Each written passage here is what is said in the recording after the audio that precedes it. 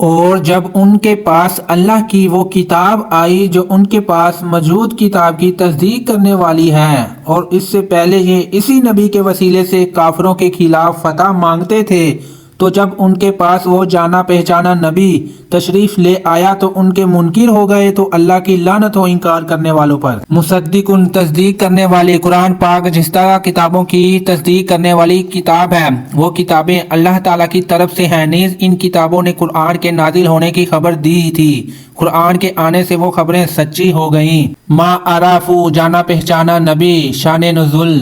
آخری نبی صلی اللہ علیہ وآلہ وسلم کی تشریف آوری اور قرآن کریم کے نزول سے پہلے یہودی اپنی حاجتات کے لیے حضور پر نور صلی اللہ علیہ وسلم کے نام پاک کے وسیلے سے دعا کرتے اور کامیاب ہوتے تھے،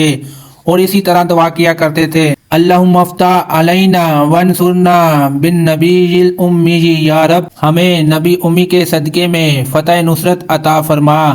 اس آیت میں یہودیوں کو وہ واقعات یاد دلائے جا رہے ہیں کہ پہلے تم ان کے نام توفیل دعائیں مانگتے تھے، اب جب وہ نبی تشریف لے آئے تو تم ان کے منکر ہو گئے۔ اس سے معلوم ہوا کہ دنیا میں تشریف آوری سے پہلے ہی حضور پر نور صلی اللہ علیہ وسلم کی توسیل سے دعائیں مانگی جاتی تھیں، اور حضور اقدس صلی اللہ علیہ وسلم کے وسیلے سے پہلے ہی مخلوق کی حاجت روائی ہوئی تھی۔ یہ سلسلہ آپ صلی اللہ علیہ وسلم کی تشریف آوری کے بعد ظاہری حیات مبارکہ میں بھی جاری رہا کہ صحابہ کرام رضی اللہ تعالیٰ عنہم آپ صلی اللہ علیہ وآلہ وسلم کے وسیلے سے دعائیں مانگتے تھے، بلکہ اپنے وسیلے سے دعا مانگنے کی تعلیم خود حضور پر نور صلی اللہ علیہ وآلہ وسلم نے اپنے صحابہ کرام رضی اللہ تعالیٰ عنہم کو دی، اور آپ صلی اللہ علیہ وآلہ وسلم کے وسائل ظاہری کے بعد بھی صحابہ کرام رضی اللہ تعالیٰ عنہم کا یہ معمول رہا، اور یہ طریقہ تب سے اب تک جاری ہے اور انشاءاللہ ہمیشہ جاری رہے گا۔ وہ اعلیٰ حضرت رحمت اللہ علیہ فرماتے ہیں، وہ جہنم میں گیا جو ان سے مستغنی ہوا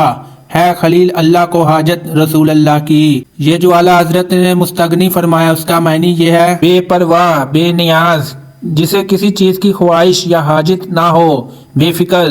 صاب استغنا، مالدار، دولت مند، آسودہ حال، فروغ البال، مطمئن، بری، آزاد۔ شعر: تم ہو مجھ سے ہزار مستغنی، دل نہیں میرا یار مستغنی۔ اللہ ہمیں علم کی دولت سے مالا مال فرمائے۔ جزاک اللہ خیرہ۔